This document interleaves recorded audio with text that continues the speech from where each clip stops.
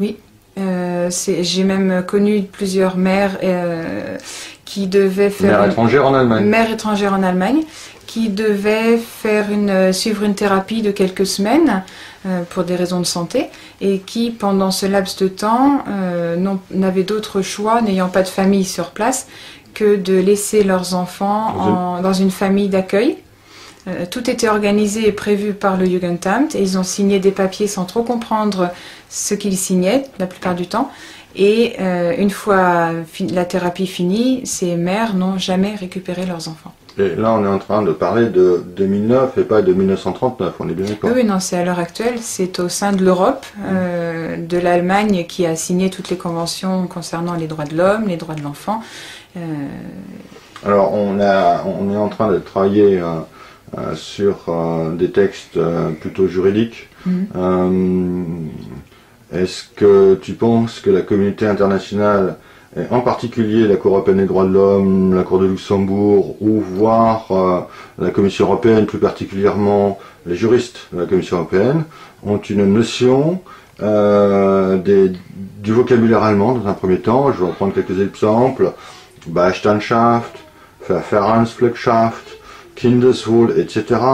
Ça, c'est la première question. Est-ce que tu penses qu'ils savent ce que ça signifie? La deuxième chose, est-ce qu'ils sont convaincus, d'après toi, que l'Allemagne a une justice familiale indépendante du pouvoir politique? Je pense qu'au sein de l'Europe, tout le monde considère que l'Allemagne fonctionne comme les autres pays.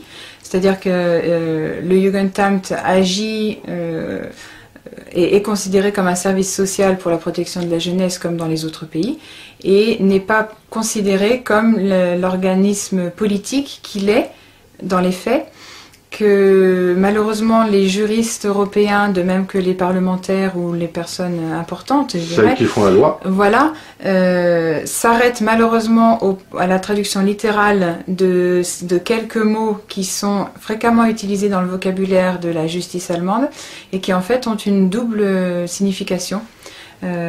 Comme par exemple, un exemple très simple, ça va être le Kindeswohl, qui est traduit généralement par le bien de l'enfant, littéralement. Et je crois que c'est traduit, si je lis les textes en Europe, par l'intérêt de l'enfant. Oui, ou l'intérêt supérieur de l'enfant. L'intérêt de l'enfant. Mais que signifie en réalité ce terme Kindeswohl? Le wohl, c'est le bien-être. Voilà, c'est le bien-être, c'est le bien, effectivement, mais non pas le bien de l'enfant pour l'Allemagne, mais le bien de l'Allemagne en politique, en matière d'enfant. En matière d'enfant, en politique familiale. C'est-à-dire qu'en fait, la protection infantile en Allemagne consiste à protéger les intérêts allemands en matière d'enfant, plutôt que de protéger les enfants devant des parents qui seraient violents. On peut presque même parler d'intérêt de l'Allemagne à éviter toute fuite des enfants hors de l'Allemagne, puisque les problèmes démographiques de l'Allemagne ne sont pas inconnus. Il n'y a plus d'enfants en Allemagne, il y a très très peu d'enfants en Allemagne, et le seul moyen de pallier à ce problème démographique est de retenir le plus possible d'enfants sur le sol allemand. Alors, est-ce qu'on peut, peut-être un mot, effectivement, l'Allemagne va perdre 15 millions d'habitants dans les 50 ans à venir, c'est énorme. La France, dans le même temps, va en gagner 2 millions. Est-ce qu'on peut dire au final que l'Allemagne a organisé son système d'administration judiciaire familiale pour spolier les enfants des étrangers que eux n'ont plus fait? Exactement. C'est-à-dire que l'Allemagne a besoin d'enfants, donc a organisé, a instrumentalisé le Jugendamt, tout son appareil judiciaire, dans le seul but, et psychologique, puisque ce sont les preuves dont a besoin la justice allemande, pour uniquement retenir le plus possible d'enfants, idéalement tous les enfants, sur le territoire allemand. Que ce soit par un enlèvement préventif au sein même de la juridiction allemande, ou que ce soit comme dans ton cas, en utilisant les juridictions étrangères de manière à ce que les enfants reviennent, au prétexte fallacieux plus ou moins, dans l'enlèvement d'enfants. Alors, est-ce que tu aurais, pour finir cette interview, une demande à faire à notre gouvernement, plus particulièrement à nos juristes, c'est-à-dire au ministre de la Justice, au ministre des Affaires étrangères et à la Commission européenne concernant ta situation qui, à mon avis, est égal à beaucoup d'autres situations, peut-être des milliers, plutôt des dizaines de milliers, je crois presque des centaines de milliers d'autres parents. Eh bien, je dirais peut-être une seule chose, c'est qu'il est extrêmement urgent que l'Europe se rende compte de ce qui se passe réellement en Allemagne et non pas et cesse de se cacher derrière des histoires de juridiction. Comme on me de compétences, voilà, comme on m'a répondu à chaque fois que j'ai appelé au secours, la France, puisque la réponse systématique était: Madame, vous êtes en Allemagne, vous dépendez de la compétence de la juridiction allemande, il y a des accords qui sont signés, donc personne n'interviendra pour faire valoir vos droits au sein de l'Allemagne.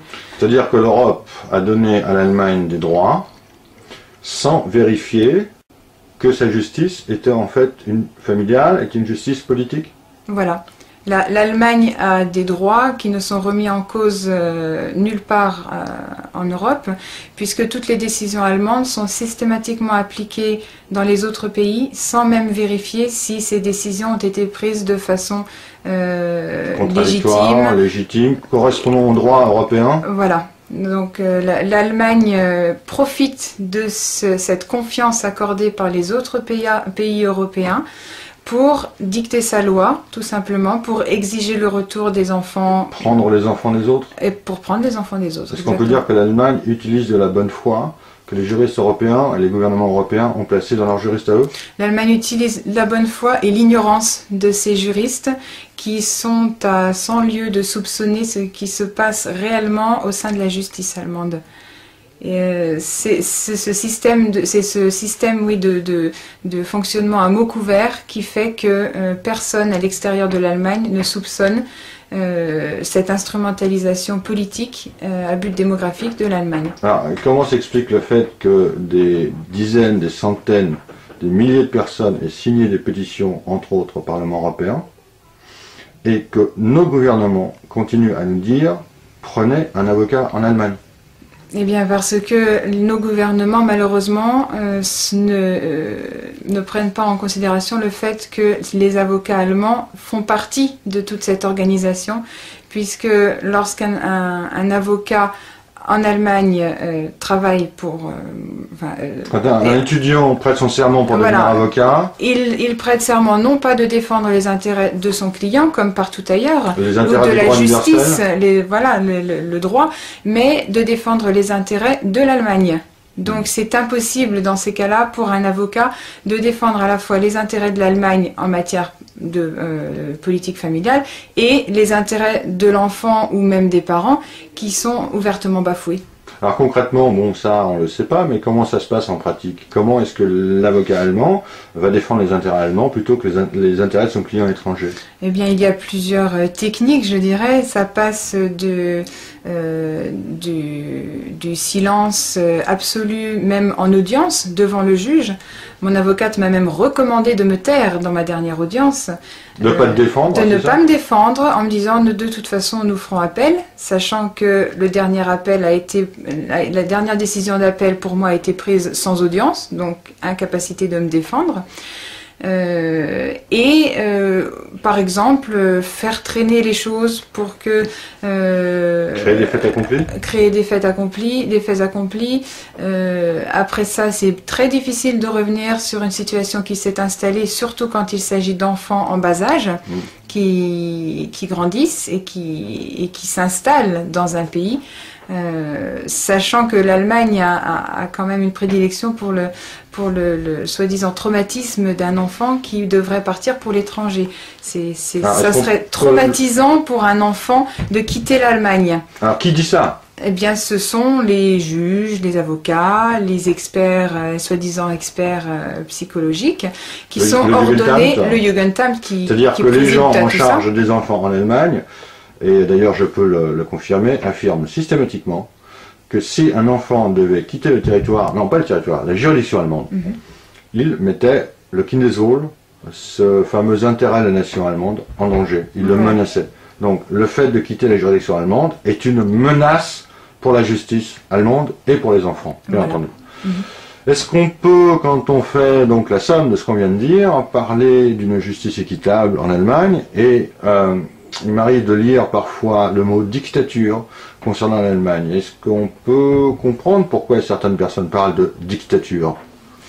Eh bien, la dictature étant, je pense, enfin, d'après ce que je connais de la dictature, une directive qui est imposée sans prendre en considération les droits des personnes, les droits fondamentaux, effectivement, vu sous cet angle, l'Allemagne est une dictature, puisque... En matière de droit familial. En matière de droit familial, c'est clair.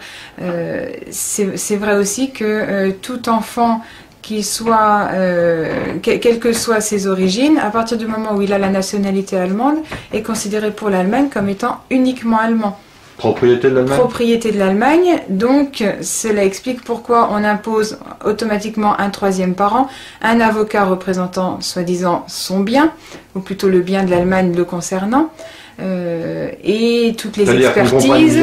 Qu'on comprenne bien, au-delà des avocats de chacun des deux parents, du parent allemand, du parent non allemand, on a un Jugendamt qui est assis en salle d'audience, mais il faut encore rajouter un soi-disant avocat des enfants qui s'appelle dans le langage des juristes allemands Verfahrensfleger, le soigneur de la procédure, qui est en fait un curateur ad litem. Et tous ces gens-là font en sorte que en Allemagne, on ait une juridiction indépendante et équitable. Oui, en gros, on estime que les parents ne sont pas capables de décider eux-mêmes ou de s'arranger eux-mêmes concernant le bien de leur enfant.